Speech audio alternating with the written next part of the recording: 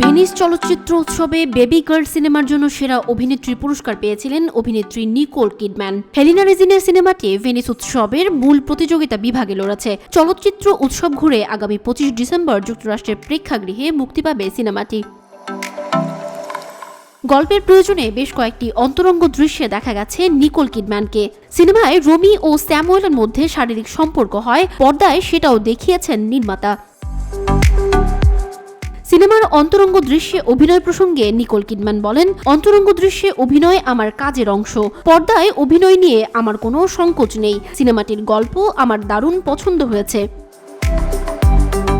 2023 সালের ডিসেম্বরে যুক্তরাষ্ট্রের নিউ ইয়র্কে শুরু হয়েছিল বেবি গার্ল এর শুটিং, শেষ হয় চলতি বছরের ফেব্রুয়ারিতে। গত 30 আগস্ট 81তম ভেনিস চলচ্চিত্র উৎসবে সিনেমাটি প্রিমিয়ারের পর প্রশংসিত হয়। পরে 10 সেপ্টেম্বর প্রদর্শিত হয় 49তম টরন্টো চলচ্চিত্র উৎসবে।